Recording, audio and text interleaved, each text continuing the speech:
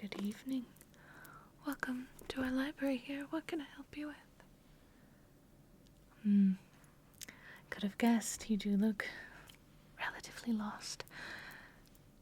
Welcome in, new blood. I'm assuming you'd like a library card with us. Excellent. Well, standardly, we'd give you your papers. You take your time, fill them out with pen and paper, but I don't have much going on up here, so I wouldn't mind typing it in for you. If you could just give me your first name.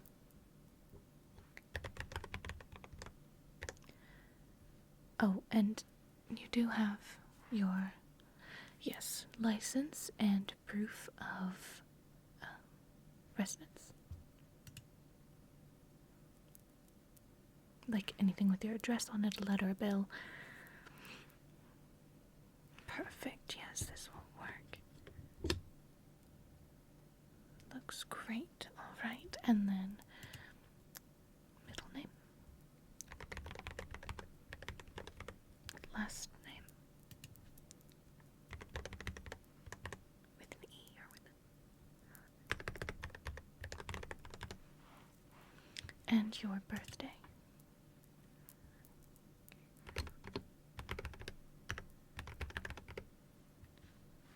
Right, and an email that works for you just for reminders on when books are due or if you want to renew or anything like that.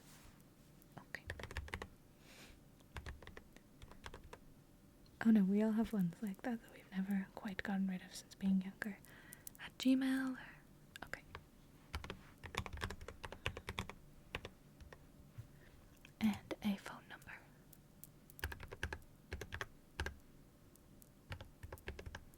Alright. And a mailing address for you.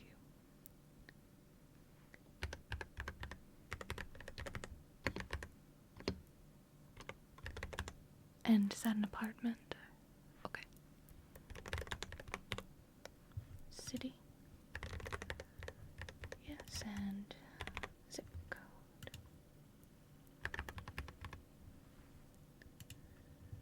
Alright, and if I could just have your ID there, please. Thank you. Okay.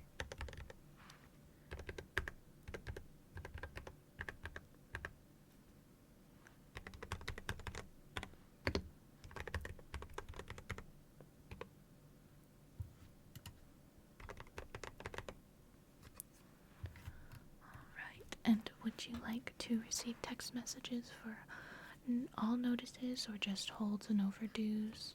Just holds. Okay. Right. And if you would just please pick a color here of library card that you'd like. We do have a couple options. No worries, take your time. To fill in a couple things on my side.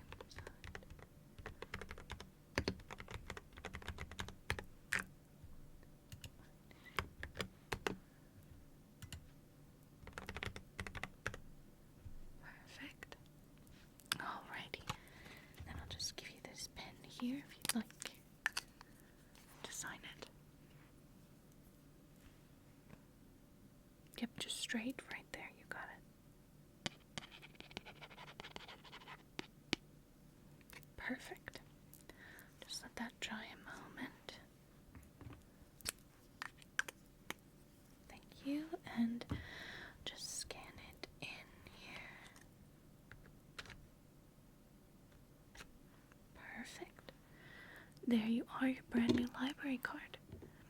Is there anything else I can help you with today? Any books in particular you're looking for? Anything like that? Okay. Yes, absolutely. We can search for those. Give me that list of yours.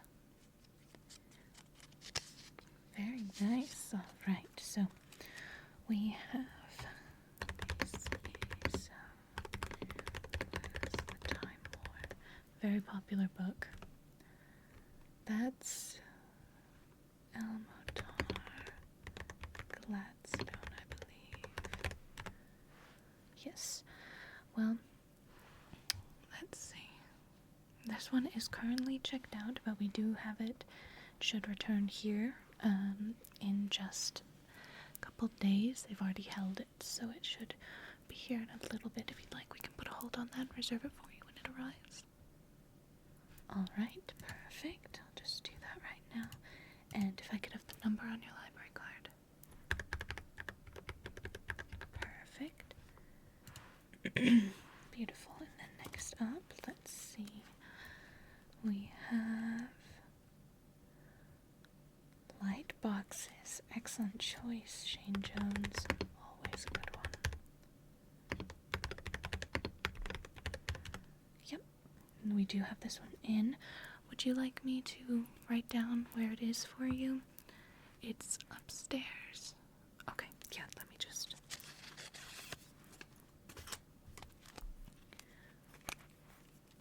So...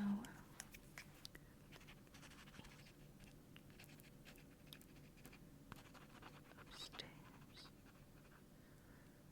To the left. Just past sci-fi. And you should see a sign that says J to L, and it's in that section. Alright, and next on that list. Oh, I see. Project Hail Mary.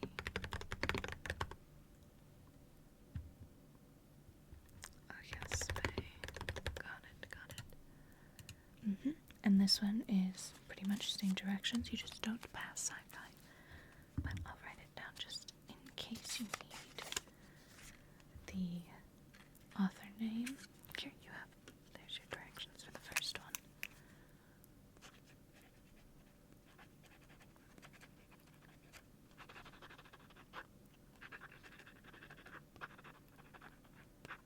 Yes, and this will be at the end of sci-fi because it is a W. Okay, well, 3 books. You'll be able to get 2 of them today. Would you like to hear about any of the ones we are featuring this month? Okay, well, we are featuring, of course, in the month of October, a couple different spooky books. One I've been reading through that I am about to check in, it's our new copy, is this lovely little collection here. It's Never Whistle at Night. It is an indigenous collection of dark fiction. Some of them are just strange, some of them are very bittersweet, and some of them are horrifically scary. And I love the art on the front of the book. Yes. And this one I will finish checking in just now, and you will be good to take it with you if you would like. Of course, yes. Let's see here. I'm not sure if they'll be exactly a synopsis because it is a collection of short stories.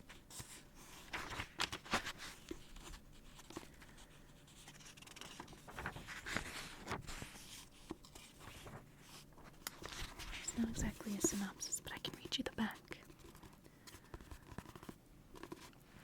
Never whistle at night, never failed to surprise, delight, and shock me. Nick Cutter, author of Little Heaven. A bold, clever, and sublimely sinister collection that dares to ask the question, are you ready to be unsettled? And then there's an entire list of all the stories that are featured.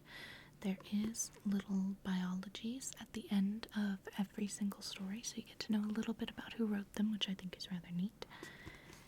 And the overall. Many indigenous people believe that one should never whistle at night. It can cause evil spirits to appear and even follow you home.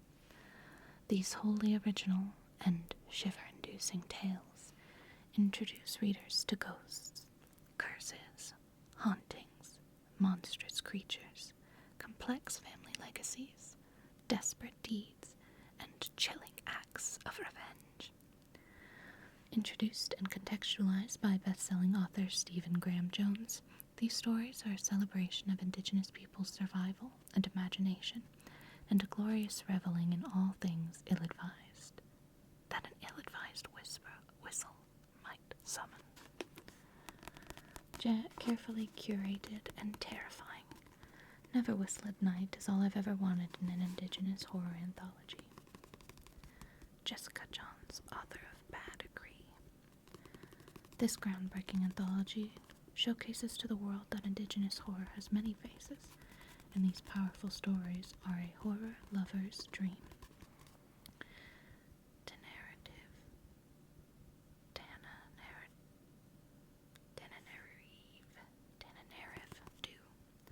Author of The Wishing Pool and Other Stories. Beautiful name. Wish I knew how to pronounce it properly. But it's an excellent collection and a very fun read. One I would recommend for mostly in the daytime. Yes, we have quite a few copies here that I'll just need to unpackage. And then we are featuring featuring the Hunger Games collection because of the new movie coming out, though we have checked out the prequel, maybe not prequel, the fourth book that's written before all the rest of the three that you know. That's been checked out pretty much up until the movie release, but it's a very good story, an interesting one. It seems many folks read the first three and then were done. So it seems a lot of folks are jumping back on to read this one in time. I've also recently been reading, for your interest, in sci-fi and the sort of deep thinking books. I've been reading a dystopian novel myself here. It's called Shade's Children.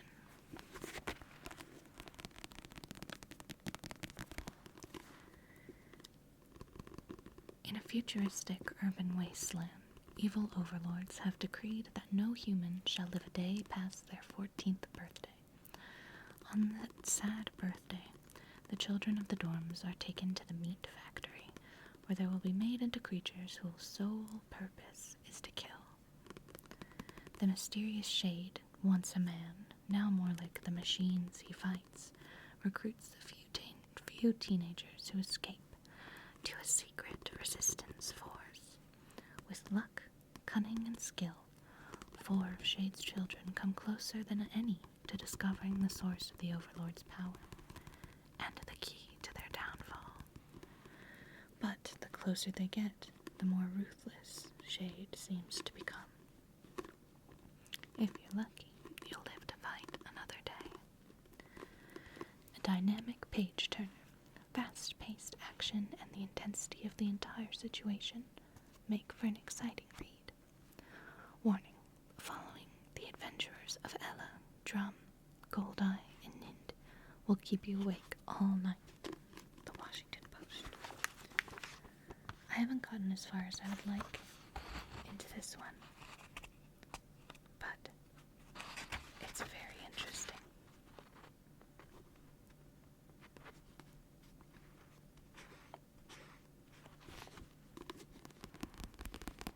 I would recommend it.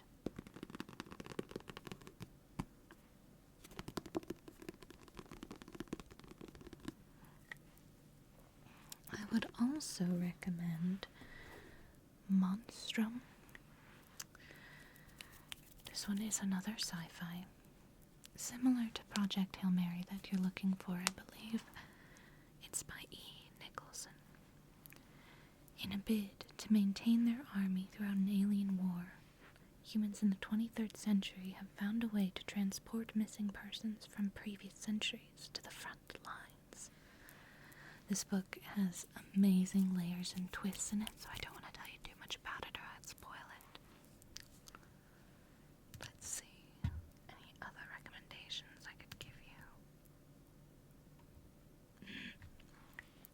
You are looking for Light Boxes by Shane Jones. Another good one by Shane Jones is the Tropic of Orange. Two news reporters are so caught up in chasing the stories they're writing that they fail to recognize the world falling apart around them. Definitely a hard one to wrap your brain around, but a very, very good one. Are you into murder, mysteries, detectives? Alright. Well, a good one is by Stuart Durden. It's called The 7.5 Deaths of Evelyn Hugo. In this one, the main character experiences the same day from different perspectives in a quest to solve a murder. Then, of course, by Agatha Christie, there's The Murder of Roger Ackroyd, a classic. A good one is by Sulari Gentile, The Woman in the Library. And this one is about a mystery author that is attempting to solve a murder with the three strangers that she witnessed it with. Very interesting. And maybe you might be into Sadie by Courtney Summers. It's about a mystery podcaster that attempts to solve the disappearance of a young girl from a small town. I love a good mystery around the time of Halloween in October. It always seems like a perfect environment to just get cozied up and listen to the rain and read a good book. Continuing, sort of in that zone, Dark Academia. Of course, The Secret History, sort of in that zone. There is one that I've been very interested in beginning myself, called Black Chalk by Christopher J. Yates. What was originally meant to be a game between 6 best friends at Oxford goes horribly wrong. And then, in a similar zone, If We Were Villains by M.L. Rio, which is about theater kids and taking Shakespeare too far. Let me think. There is a very good story here. I believe this one is checked out for a while, but it's called The City of Saints and Madmen by Jeff Vandermeer. And it is an introduction to a 3-story collection called Ambergris. And it's about a fantastical city overrun by a mysterious fungus. That one's very interesting.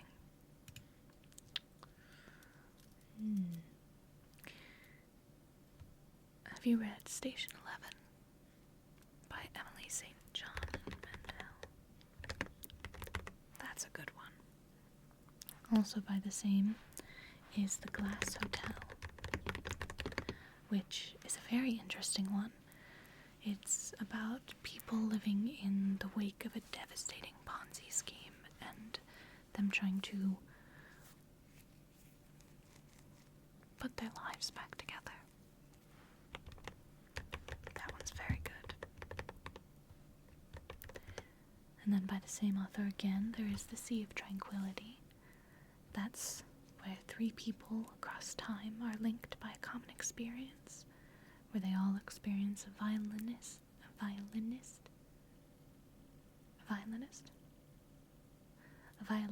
play in an airship terminal while just walking through the forest.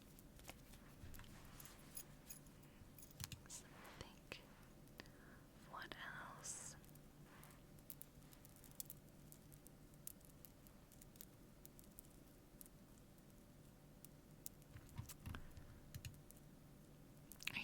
series? Or just one-offs? Alright, alright. Well, there is a fantastic Enemy to Lovers series, if you're into that. It's called The Lachlan Feuds by Robin D. Mall and L. Madison. It's just incredible, and there are other series done that connect to that same story, which is very interesting. What do you think? Have I given you enough recommendations that you are entirely overwhelmed? Well, I'm glad you were taking notes. You can always check any of these out or hold them whenever you'd like. Of course, well, you do have your directions here to get to 2 novels that we do have in stock. So, good luck finding it, and once you do, feel free to just come back up to me, or you can head over to that little station over there where you can check out your books without even having to talk to another person. Just scan them in, scan your card, and you'll be good to go. Of course, thank you so much for allowing me to give you some of my recommendations, and good luck finding your book. I will be here if you need anything else, alright? And did you want this one that I'm about to check in? Alright.